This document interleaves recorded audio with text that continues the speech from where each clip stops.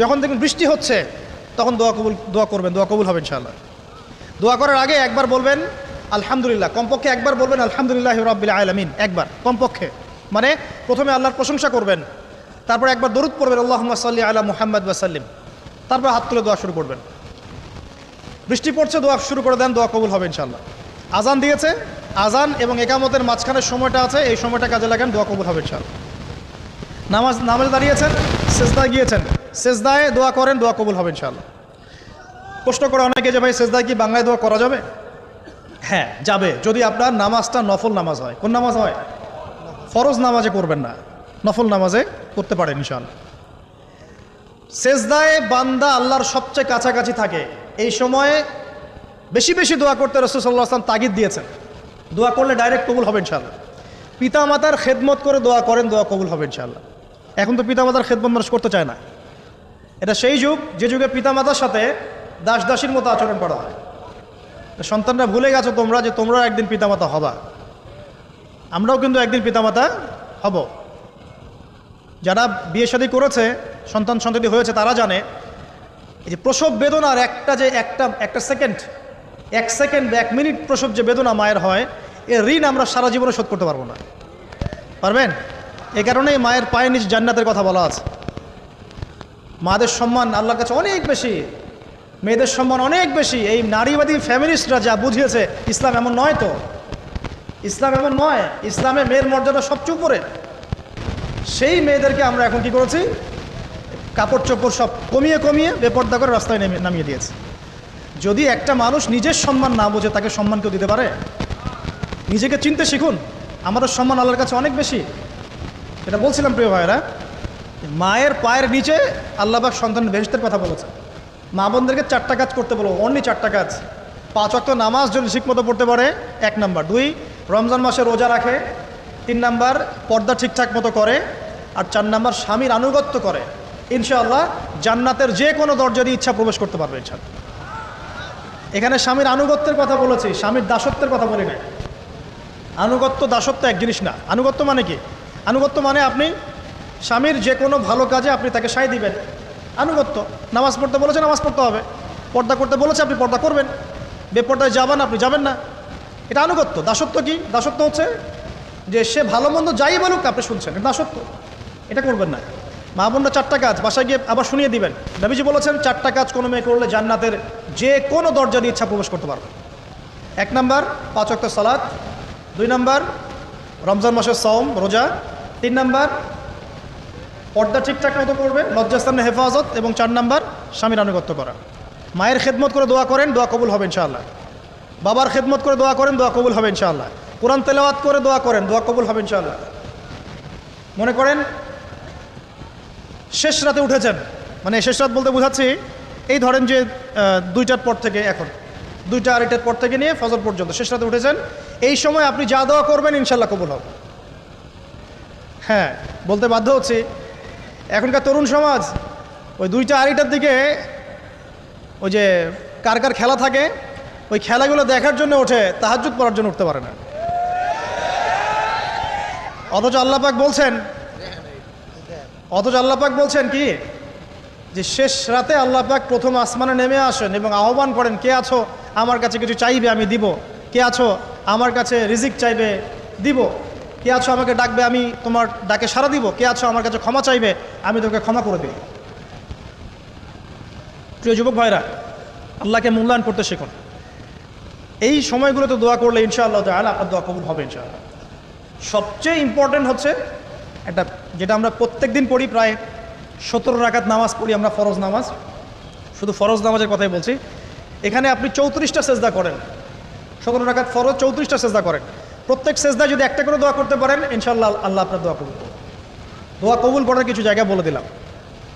বেশি বেশি দোয়া করতে হবে। আমরা উম্মার অবস্থাগুলোকে বুঝতে শিখব। এখানে এই 3 ব্যক্তি, এটা বলে আমি শেষের দিকে যাচ্ছি, একটু ধৈর্য ধরেন। এই 3 ব্যক্তি পড়ে গেছে গুহার মধ্যে।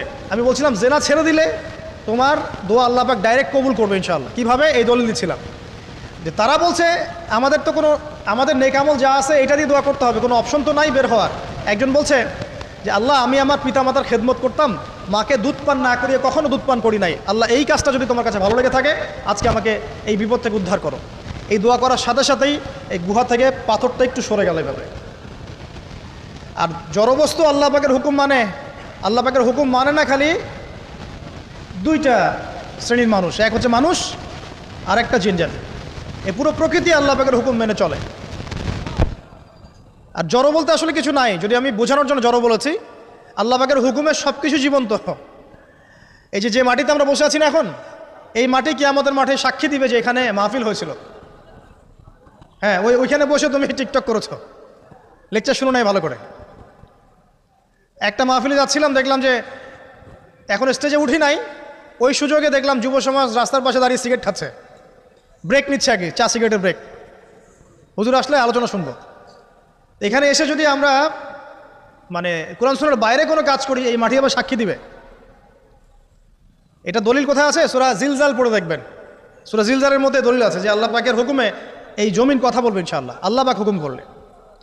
জি, তো একটু সরে গেল ওই পাথর। তারপরের ব্যক্তি দোয়া করছে, আল্লাহ আমার একজন কাজের লোক ছিল, সেই কাজের লোক কিছু টাকা পেত, টাকা না নিয়ে বেচারা চলে গেছে, আমি ওই টাকা দিয়ে কিছু পশু কিনেছি, এই পশুগুলো কিনে আমি পালন করেছি, অনেক দিন পর সেই ব্যক্তি এসেছে আমার টাকা দাও। তখন আমি বলেছিলাম যে এই যতগুলো পশু দেখছো সব তোমার। সেই লোক বলছে, আমার সাথে কি ঠাট্টা করছো? বলছে, না ঠাট্টা করছি না, তোমার টাকা দিয়ে আমি পশু কিনেছিলাম, এই প্রজনন হতে হতে হতে আজকে এতগুলো হয়েছে, সব তোমার, নিয়ে যাও। আল্লাহ কলিজা দেখেন, আসলে দান করার জন্য কলিজা লাগে, টাকা লাগে না। আল্লাহর পথে দান করার জন্যে কলিজা লাগে, টাকা লাগে না। আর কিছু মনে করবেন না, আমি বিভিন্ন মাহফিলে যাচ্ছি, একটা কমন দৃশ্য দেখি এই কালেকশনের। আমার জানা নাই যে এভাবে নাম লিখিয়ে কোনো কালেকশন নবীর যুগ থেকে হয়েছে, আমার জানা। বরং কতটুকু দিয়েছে এটা গোপন রাখলেই ভালো। কে দিয়েছে, কত দিয়েছে জানানোর কোনো দরকার নাই। দিয়েছে, নিয়ে চলে আসবেন, শেষ। আমরা কাকে সন্তুষ্ট করার জন্য দেই? আল্লাহ জানলেই তো যথেষ্ট। কি দরকার জনগণ জানতেই হবে আমি 5,000 টাকা দিয়েছি?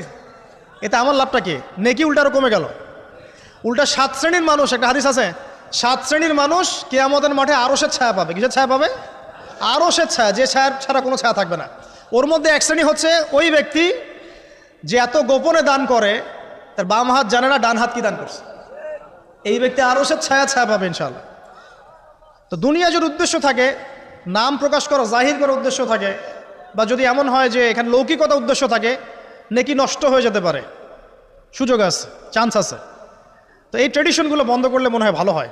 এটা আমার পরামর্শ, বাকি এটা বিবেচনা আপনাদের। আর এই ব্যক্তি বলছে আমি এই সব কিছু দান করে দিয়েছি।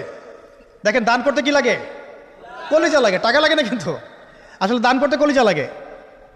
অনেক রিক্সাওয়ালাকে দেখেছে আমরা, 100 টাকা দান করে দিল, মসজিদের জন্য দান চাচ্ছে, 100 টাকা দান করে দিল। আর অনেক দেখবেন বিত্তশালী, ঢাকা শহরে যাচ্ছি বনানী গুলশান দিয়ে, দান করতে চাইলে 2 টাকা দিচ্ছে, 5 টাকা দিচ্ছে, এমন হয় না? দান করতে কলিজা লাগে। আর একটা কথা মনে রাখবেন, আপনি যত দান করবেন আল্লাহ আপনাকে তত বেশি দিবেন ইনশাআল্লাহ। ইনশাআল্লাহ আল্লাহ পাকের খাজানা যে এত প্রচুর, আপনি দান করলে কমে যাবে এই চিন্তাই করবেন না কখনো। তবে সবচেয়ে সেরা দান কোনটা জানেন? আপনার প্রয়োজন আছে এখন, এই প্রয়োজনের সময় দানটা হচ্ছে সেরা দান। এবং সবচেয়ে উত্তম খরচ কোনটা? সবচেয়ে উত্তম খরচ হচ্ছে আপনার পরিবারের পিছনে খরচ। আপনার পরিবারের পিছনে খরচটা আপনার সবচেয়ে শ্রেষ্ঠ খরচ। আর দান করে মধ্যম পন্থায়, এমন হবে না যে নিঃস্ব হয়ে গেলেন দান করে একদম, আবার এমন না যে কৃপণতা প্রদর্শন হচ্ছে, এমনও না। মধ্যম পন্থায় দান খয়রাত করবে ইনশাআল্লাহ। আর কিয়ামতের মাঠে মানুষ তার দানের ছায়ায় থাকবে ইনশাআল্লাহ। যে যত দান করবে ওই ছায়ার নিচে সে থাকবে। এই ব্যক্তি সব দান করে দিয়েছিল, যাও সব গরু ছাগল তোমার। তৃতীয় ব্যক্তি, পাথর সরে গেল একটু, তৃতীয় ব্যক্তি, যুবক তোমাকে বলছি ভাই, তৃতীয় ব্যক্তি আল্লাহর কাছে বলছে, আল্লাহ আমার একজন সুন্দরী চাচাতো বোন ছিল, আচ্ছা না তোমাদের কাজিন, এবং তাকে আমি খুব ভালোবাসতাম। ওই যে এখন বয়ফ্রেন্ড গার্লফ্রেন্ড ফ্রি মিক্সিং, যেটা খুব ভালোবাসতাম। তো তাকে আমি পেতে চাইতাম, তাই আমি তাকে অফার করি। সে বলে যে না, আমাকে 100 স্বর্ণ মুদ্রা না দিলে আমি রাজি না। 100 স্বর্ণ মুদ্রা। এই মেয়ের অবশ্য অনেক ডিমান্ড ছিল, তাহলে বোঝা গেল 100 স্বর্ণ মুদ্রা মানে অনেক। জানেন, এখন তো দেখা যায় 1500 টাকা 2000 টাকা দিয়ে মেয়ে তার ইজ্জত বিক্রি করে ফেলছে। 100 স্বর্ণ মুদ্রা, আর কাউকে কিছু দেওয়াই লাগে না, এমনি বিক্রি করে ফেলে।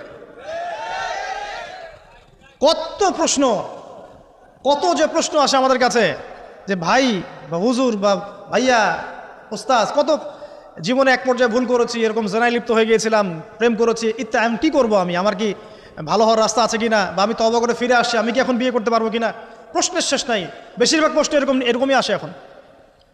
আরেকটা বেশি বেশি প্রশ্ন আসে, ভাই ওস্তাজ হুজুর আমার স্বামী পরকীয়া আসক্ত, আমার স্বামী পরকীয়া আসক্ত, আমাকে দেখে না, এই হয় সে, এইগুলো প্রশ্ন বেশি। পারিবারিক জেনা কেন্দ্রিক যত প্রশ্ন আসে, অন্য কোনো কেন্দ্রিক প্রশ্ন এত আসা, মানে এই যুগটা কি হয়েছে, মানে মানুষকে জেনার উন্মুক্ত করে দিয়েছে একেবারে। একদম স্কুল লাইফ থেকে শুরু হবে বয়ফ্রেন্ড গার্লফ্রেন্ড ফ্রি মিক্সিং, এই বন্ধু বন্ধু পড়তে পড়তেই জেনা হয়ে যায়, কলেজ লাইফে গিয়ে আরও বড় জেনা, ইউনিভার্সিটিতে গেলে তো আর কোনো পাত্তাই নাই। ইউনিভার্সিটির খুব কম ছেলে পাবেন সিগারেট খায় না, এবং খুব কম ছেলে মেয়ে পাবেন যারা এই অবৈধ প্রেম করছে না, খুব কম। এটাকে আমরা প্রমোট করছি আবার। বিশ্বাস করেন শুধুমাত্র সরাসরি সেক্সুয়াল সম্পর্কটাই জেনা নয়, এই মিক্সিংটাও জেনা আল্লাহ পাক বলেছে। এবং এতে করে আমাদের যুব সমাজে অধঃপতনটা হয়েছে, এটা অন্য কোনোভাবে হয় নাই। কারণ সূরা আলে ইমরান পড়ে দেখবেন আল্লাহ পাক বলছেন যুয়িনা লিন-নাস হুব্বুশ শাহওয়াতি মিনান নিসা, মেয়েদের মধ্যে ছেলেদের জন্য সবচেয়ে বেশি শাহওয়াত আছে, শাহওয়াত খায়েশাত, এটা সবচেয়ে বেশি আকর্ষণ করে ছেলেদেরকে।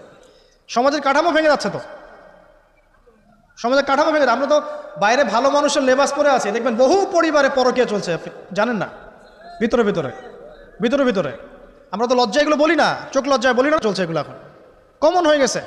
যে ফ্যাশন শোর নামে, বিউটি কন্টেস্টের নামে, এই সেই, মানে অশ্লীলতাকে প্রমোট করা হচ্ছে চতুর্দিক থেকে। রেপ ধর্ষণ দিন দিন বাড়ছে আর বাড়ছে, বাচ্চা কাচ্চা ছোট ছোট বাচ্চা মেয়ে পর্যন্ত রেহাই পাচ্ছে না। এই কয়দিন আগে একটা মেয়েকে কত পিস পিস করে ভাসিয়ে দিয়েছে একেবারে, দেখেন নাই? কোথায় আছেন, সমাজটা কোথায় গেছে? আমরা ভালো মানুষের মুখোশ পরে বসে আছি, একটা মাহফিল করে কি সব হবে? কনস্ট্রাকটিভ কাজ করতে হবে। তারুণ্যের এই শক্তিটাকে আল্লাহর জমিনে দিনের প্রচার প্রসার প্রতিষ্ঠার কাছে ব্যয় করতে হবে।